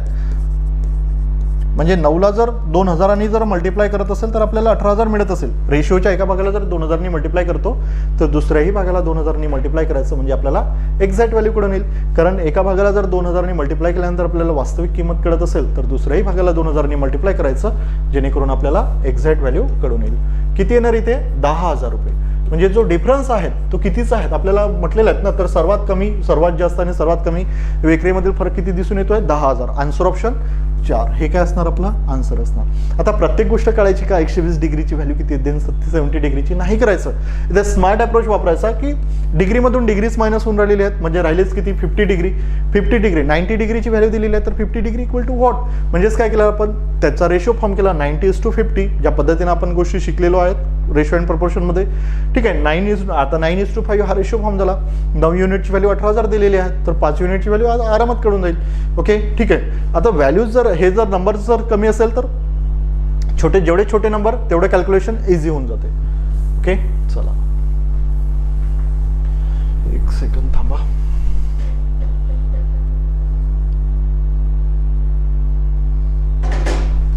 ठीक आहे, चला बघूया. हा नेक्स्ट क्वेश्चनला जाऊया. काय म्हटलेलं आहे? हा इथे बघा, जर ए 60% बी आहेत. एक minute. If A is a 60% of B, B is a 40% of C and C is a 20% of D, then what percent of 20A is 6D. आता अशा पद्धतीचा प्रश्न जो आहे हा आपल्याला रेशिओची जर कन्सेप्ट जर क्लिअर असेल तर हे प्रश्न सॉल्व्ह करता येतात. विदाऊट आपला टाइम कन्झम्पशन कमी करून अगदी कमी वेळामध्ये, हार्डली 30 सेकंदाचा प्रश्न आहे. खूप काही असं अवघड नाही आहे. आता ज्या पद्धतीने आपण फ्रॅक्शन व्हॅल्यू शिकलेलं आहे तीच ही गोष्ट आहे. म्हणजेच ए चे 60% बी आहेत. ए इज अ 60% ऑफ बी. 60%ला काय लिहिणार? 3/4 ऑफ बी. आलं का लक्षात? त्याच्यानंतर ही गोष्ट आपल्याला कळून आलेली आहे. बी हा 40%, बी इज अ 40% ऑफ सी. बी हा सीचा 40% आहेत. म्हणजे बी हा सीचा 40%. सीचा 40% म्हणजेच काय? 2/5. ओके, 60. अरे यार एक मिनिट. 3/5 60% ऑफ बी आणि इथे लिहिलेलं आहे 40%. Right, 2/5 of C. त्याच्यानंतर सी जो आहे 20% डीचा आहेत. C is a 20% of D. 20%ला काय लिहिणार आपण? 1/5 लिहिणार. बरोबर आहेत. 1/5 of C, sorry D. Okay, then what percent of 20A is 6D. आता बेटर वे की यार याचं रेशोमध्ये कन्व्हर्जन करून टाकायचं. मी तुम्हाला सांगितलेलं तर क्वांटिटी 1/quantity2 कम्पॅरिझन ऑफ रेशिओच्या तुलनामध्ये मी तुम्हाला ही गोष्ट शिकवलेली होती मागील सेशनमध्ये, जे आपलं यूट्यूबवरच आहे ते लेक्चर. राईट, कधीही तुम्ही बघू शकता. बेटर वे की हे लेक्चर बघायच्या आधी ते लेक्चर एकदा अनालिसिस करून घ्यायचं. देन हे लेक्चर बघितलं तर तुम्हाला सर्व गोष्टी सोप्या जाईल. राईट, हा बी आहेत तर म्हणजे हा इथं मल्टिप्लिकेशनमध्ये आहेत. हा इकडे याच्यामध्ये छेदामध्ये येऊन जाईल. A/B इक्वल टू किती येणार? 3/5. म्हणजे एच्या समोरची व्हॅल्यू 3 आहेत तर बीच्या समोरची व्हॅल्यू 5 आहेत. आता A:B रेशो कशा पद्धतीनं फॉर्म होणार? 3:5च्या पद्धतीनं. ठीक आहे, आता मी इथे लिहितो आहे A:B इक्वल टू 3:5. त्याच्यानंतर B:C दिलेलं आहेत आपल्याला. राईट, आता हा जर बी हा जर सी इकडे आलेला आहे बेसमध्ये बीच्या, तर बी अपॉन सी इक्वल टू 2/5. आता B:C चा जो रेशो दिलेला आहे तो किती दिलेला आहे आपल्याला 2:5 हा रेशो दिलेला आहे एक्झॅक्टली. त्याच्यानंतर C अपॉन जर D करतो आहे, C अपॉन D हा इकडे D येऊन जाणार आणि याचं जर बघतोय म्हटलं तर 1/5. C च्या समोरची व्हॅल्यू किती येणार C:D इक्वल टू 1/2 आहेत. किती C समोरची व्हॅल्यू आहेत 1 आणि याच्या समोरची व्हॅल्यू आहेत 5. ठीक आहे. आणि आपल्याला हेच विचारलेलं आहे की 6D हे 6A च्या किती टक्के आहेत, 6D हे 6A च्या किती टक्के आहेत. आता आपल्याला A आणि D चीच व्हॅल्यू फाइंड आउट करायची आहेत आणि जेव्हा पहिली आणि जेव्हा शेवटची याची व्हॅल्यू जर फाइंड आउट करायची असेल ऑब्झर्वेशनची, तर त्या केसमध्ये आपण डायरेक्टली याचा मल्टिप्लाय करतो, येणारा रेशो जो असतो तो A:D चा असतो. कुठे शिकलो आपण रेशो या घटकामध्ये शिकलेलो आहे. आता 3 दुनी 6 5 गुणिले 5 25, 25 5 125, म्हणजे हा जो रेशो बनलेला आहे 6:125 हा बनलेला आहे सर A:D चा. हा रेशो आपला फॉर्म झालेला आहे. आणि आता आपल्याला म्हटलेला आहे 6D म्हणजे 6 गुणिले 125 राईट, अशा पद्धतीने आहे तो 6 गुणिले D इक्वल टू 20 गुणिले A. बरोबर आहेत. किंवा असंही म्हणू शकतो आपण 6 गुणिले D, 6D हा 20A च्या किती टक्के आहेत, कोणाच्या कम्पेअर कोणाशी केलेला आहे 20A शी केलेला आहे. ज्याच्याशी कम्पेअर करतो आहे तो ऑलवेज बेसला येणार, ज्याचं कम्पॅरिझन होत आहे तो ऑलवेज न्यूमरेटरमध्ये जाणार राईट. तो न्यूमरेटरमध्ये राहणार ज्याची तुलना होऊन राहिलेली आहेत. आता 6D ची तुलना होऊन राहिलेली आहेत, कोणाशी होऊन राहिलेली आहेत 20A शी होऊन राहिलेली आहेत. 20A शी तुलना होऊन राहिलेली आहेत म्हणजे कोणाशी तुलना होत आहेत 20A शी. ज्याच्याशी तुलना होत आहे तो बेसला येतो, ज्याची तुलना होत आहे तो न्यूमरेटरमध्ये जातो, अंशामध्ये जातो, आणि ज्याच्याशी तुलना होत आहेत तो डिनोमिनेटरमध्ये जातो आहे राईट. आता 6D ची व्हॅल्यू किती आलेली आहेत 125 आलेली आहेत एक्झॅक्टली. ठीक आहे. म्हणजे 6 गुणिले 125 डिवायडेशन मध्ये 20 गुणिले A किती आहेत A 6 आहेत. ठीक आहे 20A असंच आहे ना. यस 6 कॅन्सल होईल आणि आपल्याला याचं पर्सेंटेजमध्ये कन्व्हर्जन करायचं आहे. काय म्हटलेलं आहे किती टक्के आहेत, म्हणून पर्सेंटेजमध्ये जर कन्व्हर्जन करायचं असेल तर मल्टिप्लाइड बाय 100 राईट. 20×5 100. आता 5 किती येणार 500 आणि 625, 125 गुणिले 5 म्हणजेच किती येणार 625%. ठीक आहे. किती टक्के येणार 625%. आन्सर ऑप्शन क्रमांक 4. काय केलेलं आहे आपण इथे आधी रेशो फॉर्म केलेला आहे पर्सेंटेजचा फ्रॅक्शनमध्ये कन्व्हर्जन केलं. कन्व्हर्जन करत असताना रेशो फॉर्म केला A:B equal to 3:5, B:C equal to 2:5, C:D equal to 1:5. हा आता मुद्दा येतो की सर इन केस B आणि A आणि C चा जर रेशो फाइंड आउट करायला जर सांगितलं असतं त्या केसमध्ये काय केलं असतं, त्या केसमध्ये आपण प्रॉपर पद्धतीनं जी पद्धत तुम्हाला सांगितलेली आहे रेशो अँड प्रपोर्शनमध्ये ती एकदा बघून घ्या. तिथे ज्या पद्धतीने केलेलं आहे त्याच पद्धतीने आपण केलेलं असतं. A आणि C चं जर कंपॅरिझन सांगितलं असतं किंवा A हा C च्या किती पट आहेत किंवा C हा A च्या किती टक्के आहेत या केसमध्ये आपण तिथे डिस्कस केलेलं असतं. किती आलेलं आहेत आपलं 625% ही व्हॅल्यू आपल्याला इथे दिसून येत आहे. ठीक आहे चालेल. नेक्स्ट क्वेश्चनला जाऊया. बघा आता नेहाचा पगार अगोदर 10% कमी केला व नंतर त्याच्यामुळे 30% वाढला तर मूळ पगारात किती टक्के वाढ झालेली आहे. कशामध्ये जाणार आपण सक्सेसिव्ह अप्लाय करणार. सक्सेसिव्ह अप्लाय करत असताना काय लिहिणार x + y + xy अपॉन 100 हे आपला सक्सेसिव्हची गोष्ट आहेत. बरोबर आहेत. आता आधी 10% कमी केलेलं म्हणजे मायनस होऊन राहिलेलं आहे 10 राईट. काय लिहिणार -10 प्लस तेजीमुळे नंतर वाढलेलं आहे वाढून राहिलेलं आहेत म्हणजेच किती झालेलं आहेत 30 झालेलं आहेत. आता प्लस इंटू मायनस काय म्हणतो मायनस म्हणून इथे काय लिहिणार 30 गुणिले 10 मायनसचा असणार हा आणि डिवायडेडमध्ये काय लिहितोय आपण 100. 1 0 गेला 1 0 गेला 1 0 गेला 1 0 गेला 3 1 3. आता हे जर बघतोय म्हटलं तर 30 मायनस 10 किती येतो आहेत 20. 20 मायनस 3 किती येतो आहेत 17. 17 कसं आहेत पॉझिटिव्ह आहेत म्हणजे काय झालेलं आहे 17%नी वाढ झालेली आहे. हा जर निगेटिव्ह असला तर 17%नी घट झालेली असते. परंतु 30 + 30 - 10 जे मोठ्या संख्येचं चिन्ह आहे ते दिलेलं आहे प्लस आणि हा जो -3 इथे बाकी राहिलेला होता हा -3. 20 - 3 किती आलेला आहे 17. 17%नी काय झालेली आहेत ग्रोथ झालेली आहे वाढ झालेली आहे कारण हा पॉझिटिव्ह साईन आहे म्हणजेच काय 17%नी वाढ झालेली आहेत असं आपल्याला इथे दिसून येते. नेक्स्ट क्वेश्चनला जाऊया. ठीक आहे. हा बघा, वृक्षतोडीमुळे दरवर्षी एका जंगलातील झाडांची संख्या 6% घटल्यामुळे 2 वर्षांनी झाडाची संख्या 26,508 झाली. तर 2 वर्षापूर्वी एकूण झाडाची संख्या किती होती, अशा पद्धतीचा आपल्याला इथे प्रश्न विचारण्यात आलेला आहे. आणि अशा केसमध्ये आपण 6%नी म्हटले आहेत ना. आणि जेव्हा ही गोष्ट जेव्हा अशा पद्धतीचे प्रश्न विचारण्यात येतात त्या केसमध्ये आपण अप्लाय करतो आहे आपला कंपाऊंड इंटरेस्टचा फॉर्म्युला. पण मी म्हणेल की आपण कंपाऊंड इंटरेस्टचा फॉर्म्युलाच अजिबात वापरायचा नाही आहे. याचं 6%ला फ्रॅक्शन व्हॅल्यूमध्ये काय लिहित आहेत, 6/100 लिहितो आहे. 100च्या प्रती 100 जर वृक्ष असेल तर त्याच्यापैकी 6 वृक्ष कमी होऊन राहिलेले आहेत. याला जर फ्रॅक्शन व्हॅल्यूमध्ये जर कन्व्हर्जन करतो म्हटलं तर 3/50, बेत्रिक 6, 2×50, 100. आता 50 वरून 3 झाडं कमी होत आहेत. म्हणजे आधी 50 होती, नंतर किती झालेली आहेत, 47 झालेली आहेत पहिल्या वर्षाला. आता दुसऱ्याही वर्षाला 6% कमी होत आहेत. म्हणजेच किती, 50 वरून 3 झाडं कमी होत आहेत. राईट, 50 × 47. आता याचं जर रेशो जर आपण फॉर्म केल्यानंतर यांचं आपसात मल्टिप्लिकेशन करायचं. 50 × 50 म्हणजे 50चा वर्ग किती येतोय, 2500 येतो आहे. आणि 47 × 47 म्हणजे 47चा वर्ग किती येणार, 2209 येतो आहे. आता आपल्याला काय दिलेलं आहे की 2 वर्षांनी झाडांची संख्या किती झालेली आहे, 26,508. म्हणजेच या 2209 युनिटची व्हॅल्यू किती दिलेली आहे आपल्याला, 26,508 दिलेली आहे. राईट, म्हणजे या 2209ला कितीनी गुणावे जेणेकरून 26,508 येईल. कितीनी गुणावे, जर 22,009 गुणेला जर मी 2209 गुणेला जर मी 10 करतो तर 22,090 मिळतात मला. राईट, 22,090 मिळतात. कधी, जेव्हा 2209ला मी 10ने मल्टिप्लाय करत असेल तर 1 शून्य वाढून द्यायचं, 2290 मिळतात. आता याच्यात जर डबल जर करतो आहेत म्हटलं तर 2200 दुनी 4400 आणि 9 दुनी 18 म्हणजे 4,408 जर इथे जर लिहितो आहे, 18 येणार आहे ना, 4,418. ओके, 8 9 1 10 5 6 म्हणजेच किती मिळतो आहे, 26,508.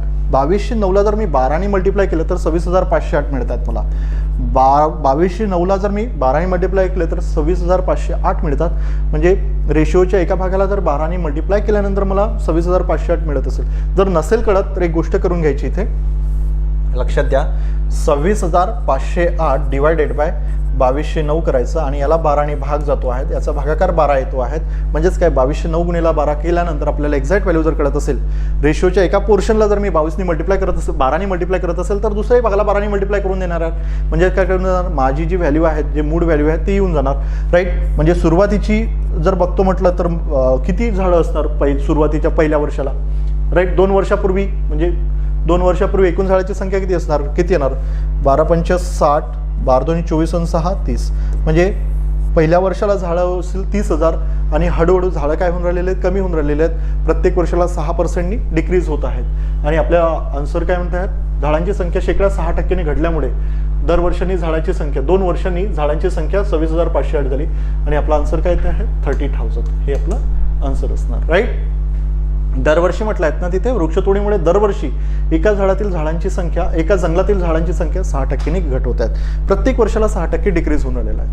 आणि 2 वर्षानंतर जे झाडाची संख्या दिलेली आहेत आपल्याला 26,508. तर 2 वर्षापूर्वी झाडाची संख्या काढायची होती. रेशो होता 2500:2209. 2209 युनिटची व्हॅल्यू आपल्याला एक्झाममध्ये आपल्या क्वेश्चनमध्ये दिलेली आहेत. तर 2500 युनिटची व्हॅल्यू किती आहेत तेच फाइंड आउट करायचं होतं. जी आली आपली 30,000 रुपये. 30,000 नॉट रुपये, 30,000 झाडं. ठीक आहे, 1 सेकंद थांबा फक्त.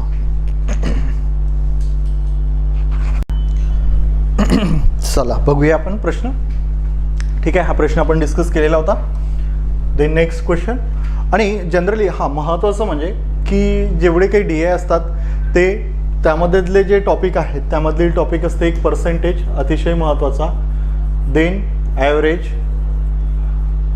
त्यानंतर ratio and proportion. Right, ratio and proportion हे घटक, या घटकांवरच आपल्याला जनरली डेटा इंटरप्रिटेशन दिसून येतो आहे, ज्याला आपण DI वगैरे संबोधतो आहेत. ठीक आहे, आता हा जो दिलेला आहे DIचे वेगवेगळे टाईप्स आहेत. पाय चार्ट आहेत, बारग्राफ आहेत, स्कॅटर DI आहेत, टेबल DI आहे, टेबल DI आहेत. राईट, अशा पद्धतीचे डेटा इंटरप्रिटेशन येतात. त्यानंतर केसलेट DI, ज्याला आपण सेट थेरीचे प्रॉब्लेम्स वगैरे असं संबोधतो आहेत. आणि आपल्याला आयोग जनरली विचारत आहे सेट थेरी, त्यावर सुद्धा एक लेक्चर घेऊन येईल मी सेट थेरीवरचं. ओके, ठीक आहे. टेन्शन नाही घ्यायचं, सगळ्याच्या सगळ्या गोष्टी कव्हर करतो, जेणेकरून कंबाईन एक्झाममध्ये विचारणारी कुठलीच गोष्ट तुमची सुटली नाही पाहिजेत. ठीक आहे, आता इथे काय विचारलेलं आहे, विविध रेल्वे गाड्यांमधील प्रवाशांचे शेकडा प्रमाण पुढील वर्तुळाखंडात दर्शविलेले सांगितलेले आहेत. प्रवाशांची एकूण संख्या 8500 आहे, तर गाडी SML यांची मिळून सरासरी प्रवासी संख्या किती आहेत. आता SML जर बघतो म्हटलं तर SML 24%, किती आहे 24%, M किती आहेत 20% आणि L किती आहेत 15%. 24, 15, 44, 44, 15, 59%. राईट, हे 59% काय दिलेले आहेत ओव्हरऑल, आणि आपल्याला विचारलेले आहेत की यांची सरासरी प्रवासी संख्या किती होती आहेत. बरोबर आहेत, आणि प्रवासी दिलेले आहेत आपल्याला 85,000 नाही 8,500. म्हणजे 100%ची व्हॅल्यू आपल्याला इथे दिलेली आहेत. 100% इक्वल टू 85,000, तर सॉरी 8,500, 8,500, तर 59% किती, देन 59% काढणार. आणि सरासरी म्हणजेच काय की सरासरी जर काढायचं असेल तर average equal to sum of observation. ठीक आहे, हे सरासरी पण एकदा डिस्कस करून टाकूया आपण. तुमचे जर डिमांड असेल, तुम्हाला जर लागत असेल सरासरी हा चॅप्टर, तर बिलकुल ते कमेंट बॉक्समध्ये सांगायचं, मी घेऊन टाकेल ॲव्हरेज. ठीक आहे, sum of observation and total observation, number of total observation and total observation. Right, एकूण संख्यांची बेरीज भागेला एकूण संख्या बरोबर काय येणार, ॲव्हरेज मिळून जाणार. आता या केसमध्ये एकूण संख्या म्हणजे SM, M आणि L या तीनही गाड्यांमध्ये बसणारे प्रवाशांची एकूण संख्या भागाकारामध्ये 3 गाड्या आहेत, SML भागाकारामध्ये 3, म्हणजेच काय निघणार, या एकूण संख्या भागाकारामध्ये जर 3 म्हटलं तर आपल्याला ॲव्हरेज मिळून जाणार, जे आपल्याला इथे विचारलेलं आहे. ठीक आहे, याच्यामध्ये 2 प्रश्न, एक पर्सेंटेज आणि दुसरा ॲव्हरेज, 2 गोष्टी यांनी कव्हर केलेल्या आहेत. ठीक आहे, चला आता बघूया आपण काय काय येणार, कशा पद्धतीनं आपण करणार. ठीक आहे, आता इथे 59%च दिला यार, मी एक काम करतो ना यार, 59%चाच ॲव्हरेज काढून घेतो ना, म्हणजे 59%मध्येच काय आहेत आपल्याला दिसून येत आहेत की 59% ती व्हॅल्यू आहेत. 59% डिवायडेड बाय 3 म्हणजेच किती येत आहेत, ही जात आहेत एक 19 पॉईंट समथिंगच्या दरम्यान. राईट, 19.33 म्हणजे अप्रॉक्सिमेटली 20%. आता अप्रॉक्सिमेटली याचे जर 20% जर काढतो म्हटलं, 8,500चे जर 10% म्हटलं म्हणजे 10 एलिमेंट झाला 850. 20% किती येणार, 1600, 1700 येणार. बरोबर आहेत, 1700, आणि आपल्याला 0.33 म्हणजे 0.66 मायनस करावं लागणार. आणि नियर बाय 1700च्या नियर बाय व्हॅल्यू कुठली आहेत, मोस्ट क्लोजेस्ट, ती दिसून येते आपल्याला 1672, आणि 1672च काय असणार आपलं आन्सर असणार. बस एवढंच करायचं आहे. ठीक आहे, किंवा तुम्ही जर काढायचं असेल तर 850 इंटू 19, 19 5 95 9, त्याच्यानंतर 19 8 किती येत आहेत 72, आणि किती येणार 162 येणार. राईट, 162 आणि 9, अरे यार एक सेकंड 8 आणि 7 15, सॉरी 152 येणार, आणि 152 अधिक 9 किती येणार 161. ठीक आहे, आता जर इथे जर बघतो म्हटलं तर किती मिळतात आपल्याला,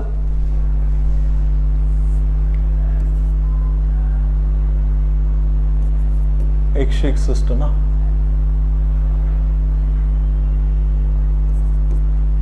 जरा जास्तच झालंय का काय, सॉरी आपण किती 19 ने 850ला नाही मल्टिप्लाय करायचं, कारण हे 10% आहेत, आपल्याला मल्टिप्लाय करायचं आहे 85ला, कारण 19%ची आपल्याला व्हॅल्यू काढायची आहे. 1% म्हणजे 85, तर 19% म्हणजे किती. ठीक आहे, 95 म्हणजे एकूणच जर बघतो म्हटलं तर 10% 850 येतात, आणि 9% 9 5 45, 4 4 9 8 72 आणि 4 76, 765. ठीक आहे, 6 आणि 5 11चा 1 कॅरी फॉरवर्ड 8 आणि 8 16, 1615. हे 19%ची व्हॅल्यू येत आहेत. त्याच्या पुढची ती संख्या असणार, आणि मोस्ट क्लोजेस्ट जे ऑप्शन दिसत आहेत आपल्याला 1672 हे येत आहेत मोस्ट क्लोजेस्ट ऑप्शन. ठीक आहे, 1672, कारण 1%च याचा 85 आहेत. 1% जर 85 असेल तर याचा 2/3 जर काढतो म्हटलं तर ती व्हॅल्यू ॲड करून ॲप्रॉक्सिमेटली व्हॅल्यू आपल्याला इथे कन्सिडर करावी लागेल. म्हणजे ही येणार 1971.66 वगैरे ही अशा पद्धतीची व्हॅल्यू येते. 66ला राऊंड अप करून काय येणार 1672 1671 येणार, आणि 66ला राऊंड अप करून 1 म्हणजे 1672 ही व्हॅल्यू येतात त्याची. ठीक आहे, चला नेक्स्ट प्रश्नाला जाऊया. हा डेटा इंटरप्रिटेशन आहेत आणि यावर जनरली विचारतात. तुम्ही काय करणार, ॲव्हरेज विचारलेला आहे तर पर्सेंटेज घ्यायचे. इथून शिकायचं काय आहे कॅल्क्युलेशनपेक्षा, पर्सेंटेज घ्यायचे की 20, 15, 24 आणि 45 जे काही वॉटएव्हर 59% ॲव्हरेज काढून घ्यायचा आणि ते येणारे व्हॅल्यू जी असणार ती पर्सेंटेज असणार. त्याचा पर्सेंटेज म्हणजेच काय आपल्या तिन्ही याचा ॲव्हरेज. That's it sir. ठीक आहे. नेक्स्ट याच्यामध्ये जाऊया. नेक्स्ट क्वेश्चन बघा काय म्हणतोय. एका क्लबमध्ये 80 खेळाडू आहेत, त्यातील 36 खेळाडू कबड्डी खेळतात, 48 खेळाडू क्रिकेट खेळतात. जर 12 खेळाडू कबड्डी व क्रिकेट हे दोन्ही खेळ खेळत असतील तर किती टक्के खेळाडू कबड्डी अथवा क्रिकेट खेळत नाही. आता हे प्रॉब्लेम्स आहेत आपले सेट थेरीचे. जनरली मॅनेजमेंट ॲप्टिट्यूड टेस्टमध्ये अशा पद्धतीचे प्रॉब्लेम विचारले जातात, परंतु इथे इझी लेवलवर आहे, तिकडे थोडंसं डिफिकल्ट लेवलवर विचारलं जातात. ठीक आहे. आता सपोज आता मग हे अशा पद्धतीचे प्रॉब्लेमला कशा पद्धतीनं डील करायचं आहे. ठीक आहे. तर ते डील करता येते आपल्याला आपल्या याच्या माध्यमातून वेन डायग्राम थ्रू. ओके. आता एक कबड्डी आहेत आणि दुसरं क्रिकेट आहेत. कबड्डी आणि क्रिकेट. ठीक आहे. कबड्डी आणि क्रिकेट. कबड्डी खेळणारे आता टोटल खेळाडू किती आहेत आपल्यासाठी, टोटल 80 प्लेयर आहेत इथे. ठीक आहे. टोटल 80 प्लेयर आहेत. कबड्डी खेळणारे किती आहेत आपल्या क्लबमध्ये, 36 आहेत आणि क्रिकेट खेळणारे 48 खेळाडू आहेत. बरोबर आहेत. हे जेवढे काही राऊंड आहेत हा 36 लोकांचा आहेत आणि हा जेवढा काही राऊंड आहेत सर्कल आहेत हा क्रिकेटवाला 48 लोकांचा आहे. आता जर 12 खेळाडू हे दोन्हीही खेळ खेळत आहेत, 12 खेळाडू दोन्हीही खेळ खेळत आहेत, तर किती टक्के खेळाडू कबड्डी अथवा क्रिकेट खेळत नाहीत एवढं विचारलं जातं. आता हे टक्केवारीमध्ये विचारलेलं आहे. आता त्या केसमध्ये मला माहिती आहे की इथं काय लिहायचं, इथे टोटल प्लस एक खेळ खेळणारे क्रिकेट खेळणारे, राईट, प्लस त्याच्यानंतर कबड्डी खेळणारे मायनस दोन्हीही खेळणारे बोथ प्लेयर. याच्या मागचं कारण काय आहे, मायनस का बरं करतोय आपण, कारण क्रिकेटमध्ये आणि कबड्डीमध्ये दोन्ही इकडे त्यांचं पुन्हा गणना होऊन राहिली आणि ती गणना कितीची होऊन राहिली, 12 या लोकांची होऊन राहिली. म्हणूनच आपण 12 मायनस करणार, राईट, आणि आपल्याला फेअर व्हॅल्यू कळून येणार. कारण हा जर सर्कल बघतो आहेत म्हटलं मी तर हा कबड्डीचा आहे, हा सर्कल क्रिकेटचा आहे, परंतु कबड्डी आणि क्रिकेट खेळणारे हे जे 12 लोक आहेत ते या पोर्शनमध्ये आहेत. म्हणजे ते कबड्डीमध्येही मोजल्या चाललेले आहेत, क्रिकेटमध्येही त्यांचं मेजरमेंट होऊन राहिलेलं आहे. सो आपण काय करणार, म्हणून मग हे 12 लोक असे आहेत की या कबड्डी आणि क्रिकेटचं बेरीज केल्यानंतर 12 लोक वजा करणार. म्हणजेच काय मिळणार आपल्याला, एकूण खेळणारे लोक आणि एकूण खेळणारे लोक टोटल आणि प्लस काय असणार, कुठलाही खेळ न खेळणारे म्हणजे नन. ठीक आहे. कुठलाही खेळ न खेळणारे. आणि आपल्याला हे विचारलेलं आहे की किती टक्के खेळाडू कबड्डी अथवा क्रिकेट खेळत नाहीत. आता त्या पद्धतीनं टोटलमध्ये जर मी इथे 80 लिहितो आहेत, याला सेट थेरी म्हणतात. 80 क्रिकेट खेळणारे किती आहेत, क्रिकेट खेळणारे जर बघतोय म्हटलं तर 48 प्लस 36, कबड्डी खेळणारे 36, दोन्हीही खेळणारे 12 आणि प्लस नन, कुठलाच खेळ खेळणारे एकही नाहीत. ठीक आहे. प्लस करणार ते. आता बघतोय याची बेरीज जर करतो म्हटलं तर 8 आणि 6 14 आणि 2 16 6, एक कॅरी फॉरवर्ड, 4 3 7 आणि 1 8, सॉरी एक मिनिट यार, 48 आणि 36 किंवा 36 मधून 12 वजा करणार 24 येणार. आणि इथे किती दिसून येत आहे, 24 आणि 48 किती येणार बेरीज, 72 येणार. 24 आणि 48 72 प्लस नन.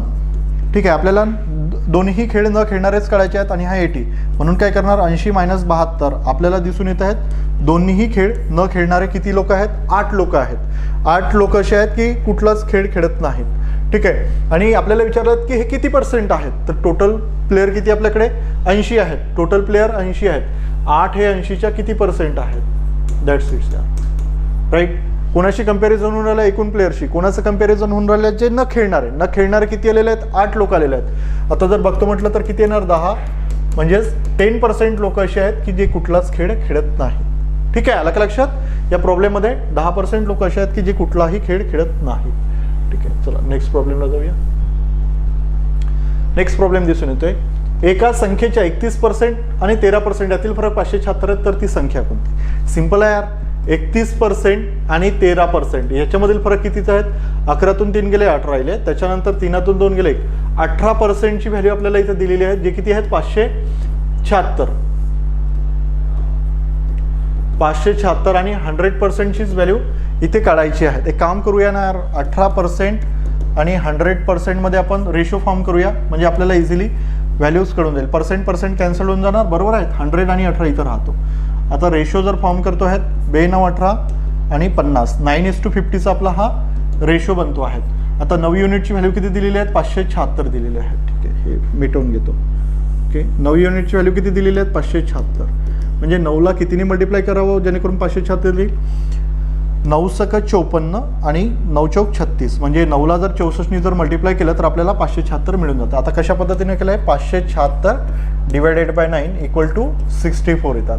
त्याच पद्धतीने यालाही सुद्धा 64ने मल्टिप्लाय करणार. किती येणार? 64 0 0 6 5 30 आणि 3 4 12 म्हणजे 3200 आहे का आपला? येस. आन्सर ऑप्शन क्रमांक 1 हे आपला आन्सर असणार. कशा पद्धतीने केलं? आपल्याला काय विचारलंय तर द नंबर इज, तो ती संख्या काय आहे हे विचारलेलं आहे. तर ते दिसून येत आहेत आपल्याला. 3200 हा नंबर आहे. 100%ची व्हॅल्यू काय असणार? 3200 असणार. 18%ची व्हॅल्यू दिलेली होती, 100%ची व्हॅल्यू काढायची. 18% बरोबर 576, 100% बरोबर वॉट. आपण 100% आणि 18% रेशो फॉर्म केला जेणेकरून आपलं कॅल्क्युलेशन सोपं व्हावं. आणि 9:50 आलेला आहे रेशो. 9 युनिटची व्हॅल्यू 576, तर 50 युनिटची व्हॅल्यू 3200. That's it. सिम्पल झालंय. चला नेक्स्ट प्रश्नाला जाऊया. ओके, बघा काय म्हटलेलं आहे? 3 चौकार व 8 षटकार मिळून 110 धावा केल्या, फलंदाजाच्या पडून काढलेल्या धावांची टक्केवारी किती? आता 3 चौकार म्हणजे काय की 12 रन. आपले चौक्या जर मारला तर आपल्याला 12 रन मिळते आहेत, बरोबर आहेत. आणि त्याच्यानंतर 8 6 आहेत, म्हणजे 8 × 6 किती मिळतात? हे 48. आणि हे 4 × 3 किती मिळतात आपल्याला? 12 मिळत आहेत, बरोबर आहेत. एक सेकंड, बरोबर आहेत. हे रन कसे काढलेले आहेत? आपण चौकार आणि षटकार मिळून काढलेले आहेत. किती येत आहेत? हे 60 येत आहेत. 60 रन आपण चौका आणि छक्का मिळून 6 मारून आपण ते रन काढलेले आहेत षटकार मिळून. आता 110 रन आपण एकूण काढलेले आहेत. 110 पैकी 6 and 4चे रन किती आले आपल्या? 60 आहेत. तर 110 - 60, 50 रन असे आहेत की जे आपण रन काढलेले आहेत. 50 रन्स असे आहेत जे आपण धावून काढलेले आहेत. ओके, ठीक आहे. त्यासाठी आपण धावा घेतलेल्या आहेत. आता 50 धावा असेल तर 50 धावा या 110च्या किती % आहेत? एवढंच विचारलं आहेत आपल्याला. 50 110च्या किती % आहेत? बरोबर आहेत. किती येणार? 1 0 गेला, 1 0 गेला. त्याच्यानंतर जर बघतो म्हटलं तर हे 500 येतात. 500 डिवायडेड बाय 11 म्हणजे ऑब्व्हियसली यार किती येणार? 11 चौक 44, 11 5 55, 45.11 आहेत. 5/11% आहे का? येस. आन्सर ऑप्शन क्रमांक काय आलेला आपला? 2 हा आपला आन्सर आलेला आहे. फार सोप्या आणि सरळ पद्धतीनं. हे अशा पद्धतीचे पर्सेंटेज बेसिसवरचे प्रॉब्लेम्स आहेत. एकदा तुम्ही याला ते conversion of percentage into fraction ही गोष्ट शिकून घेतली की काहीही पाहावं लागत नाही. चला बघूया. काही पुस्तकांसाठी जर प्रकाशनाने मुद्रण खर्च 30,600 केला तर त्या पुस्तकांसाठी ग्रंथसिद्धी हक्कापोटी किती रक्कम खर्ची पडेल? आता ग्रंथसिद्धी हक्कापोटी मुद्रण खर्च किती काढलेला आहे? मुद्रण खर्च 20%ची व्हॅल्यू किती दिलेली आहेत आपल्याला? 30,600. ठीक आहे, 30,600 दिलेली आहेत. आणि तर त्या पुस्तकांसाठी ग्रंथ प्रसिद्धी हक्कापोटी ग्रंथ प्रसिद्धी हक्क किती आहेत? 15%. ओके, ग्रंथ प्रसिद्धी हक्क किती आहेत? 15% आहे. 15%ची व्हॅल्यू आपल्याला इथे फाइंड आउट करायची आहे. क्रॉस मल्टिप्लिकेशन करा किंवा तुम्ही 20 आणि 15चा रेशो फॉर्म करा. 4:3, 4 युनिटची व्हॅल्यू दिलेली आहे 30,600. 4 7 28, 4 6 24, 4 25, 7,650ला जर 4ने मल्टिप्लाय केलं तर आपल्याला 30,260 मिळत आहेत. 30,600 मिळत आहेत, राईट. याला पण 7,650ने मल्टिप्लाय करून बघूया. 3 0 3 5 15, 1 3 6 18 आणि 19, 1 3 7 21 आणि 1 22, 22,950 काय येणार आपली व्हॅल्यू येणार? आन्सर ऑप्शन क्रमांक 3. ठीक आहे. पर्सेंटेजचा रेशो फॉर्म केल्याने आपलं आन्सर ही इझी आला. 20%, 15%. 20%ची व्हॅल्यू दिलेली होती, 15%ची व्हॅल्यू काढायची होती. That's it. ठीक आहे. फार की असं आगळं वेगळं नाही आहे. ओके, चालेल. नेक्स्ट प्रश्न बघा. 2 उमेदवार असणाऱ्या एका निवडणुकीत 135 मते अवैध ठरली. यशस्वी उमेदवाराला वैध मताच्या 70% मते मिळाली आणि तो 40,000 मतांनी विजयी झाला. तर एकूण किती मतदान झालेले आहेत? आता 70% कोणाला मिळालेले आहेत? जिंकलेल्या उमेदवाराला मिळालेले आहेत, जो यशस्वी झालेला आहे. किती पैकी हो? 100 पैकी. म्हणजे 7/10 हा रेशो आला. 10 पैकी 7 मते यशस्वी उमेदवाराला मिळालेले आहेत, सक्सेसफुल कॅन्डिडेटला मिळालेले आहेत. सक्सेसफुल कॅन्डिडेट आणि अनसक्सेसफुल कॅन्डिडेट. बरोबर आहेत. अनसक्सेसफुल कॅन्डिडेट 10 पैकी 7 मते सक्सेसफुल कॅन्डिडेटला मिळालेली आहेत, तर राहिलेली 3 मते कोणाला असणार? ऑब्व्हियसली यार अनसक्सेसफुल कॅन्डिडेटला असणार. बरोबर आहेत. अनसक्सेसफुल कॅन्डिडेटला असणार. आणि इथे काय म्हटलेलं आहे, आणि तो 40,000 मतांनी निवडून आलेला आहे. जर बघतो तर याच्यामधला डिफरन्स कितीचा आहे? 4 युनिटचा. म्हणजे 4 युनिटनी हा जिंकून आलेला आहे. या 4 युनिटची व्हॅल्यू किती दिलेली आहे? 40,000 यार. बरोबर आहे. 4ला कितीनी मल्टिप्लाय आपला या कितीनी 40,000ला कितीनी मल्टिप्लाय करायचं जेणेकरून 4 येईल? 30 आपलं किती? 4,000 आणि 10,000. एक सेकंड. ठीक आहे. 10,000नी मल्टिप्लाय केल्यानंतर आपल्याला 40,000 आणि आपल्याला म्हटलेलं आहे तर एकूण किती मतदान झालेले आहेत. आता हे किती टोटल किती झालेले आहेत? 7 अधिक 3 10. रेशोची बेरीज करतो म्हटलं तर आपल्याला 10 मिळतात. मग रेशोच्या बेरजेला सुद्धा 10,000नी मल्टिप्लाय करून द्यायचं. आपल्याला किती कडून येतात की 1,00,000 मतदान हे व्हॅलिड आहेत. 1,00,000 मतदान हे व्हॅलिड आहेत. आणि आपल्याला विचारलं की एकूण किती मतदान झाले. याच्यापैकी 135 मते अवैध ठरली आहेत ना, इनव्हॅलिड ठरली आहेत ना, त्याचं पण कॅल्क्युलेशन व्हायला पाहिजे. राईट. हे 1,00,000 आहेत आणि याच्यामध्ये 135 जर मिळवतो आहे तर 1,135 जी गोष्ट दिसून येत आहे तर ते आपले एकूण वोटिंग झालेलं आहे. आन्सर ऑप्शन क्रमांक 1. ठीक आहे. पर्याय क्रमांक 1. काय केलं? रेशो फॉर्म केला. फार की असं आगळं वेगळं केलं नाही. रेशो फॉर्म करत असताना आपल्याला सक्सेसफुल आणि अनसक्सेसफुल कॅन्डिडेटचा फरक दिलेला होता. 40,000 मतांनी हा जिंकून आला. म्हणजेच काय की 4 युनिट अनसक्सेसफुलपेक्षा जास्त आहेत. 4 युनिटची व्हॅल्यू किती दिलेली आहे? 40,000. म्हणजे 4ला 10,000नी मल्टिप्लाय केलं तर 40,000 मिळतात. त्याच पद्धतीने जर संपूर्ण वोटिंग किती झालेलं आहे तर 7 अधिक 3 रेशोची बेरीज केली. बेरीज किती होती? 10 युनिट. रेशोच्या डिफरन्सला जर 10,000नी मल्टिप्लाय करत असेल तर रेशोच्या बेरीजला पण 10,000नी मल्टिप्लाय करणार. म्हणजे मला एक्झॅक्ट व्हॅलिड वोट्स कडून येणार. व्हॅलिड वोट्स आहेत माझ्यासाठीचे 1,00,000. राईट. आपल्यासाठी व्हॅलिड वोट्स 1,00,000 आहेत. आणि 1,00,000 व्हॅलिड वोट्स असताना इनव्हॅलिड वोट्स सुद्धा त्याच्यामध्ये काउंटिंग करावं लागणार. कारण त्याच्या मागचं असं आहे की आपल्याला टोटल वोटिंग तिथे विचारलेलं आहे. 1,00,000 प्लस 135 म्हणजेच किती येणार? 1,135. अशा पद्धतीचं आपलं हे ॲनालिसिस होतं. या सर्व गोष्टी मी तुम्हाला थॉरली सांगण्याचा प्रयत्न केला. ठीक आहे. आणि तुम्हाला पुढील चॅप्टर कुठला पाहिजे आहे त्यावर सांगा. नक्कीच त्यावर मी संडेला किंवा मंडेला येणाऱ्या लेक्चर घेऊन येतो आहे. ठीक आहे. All the best. Good luck.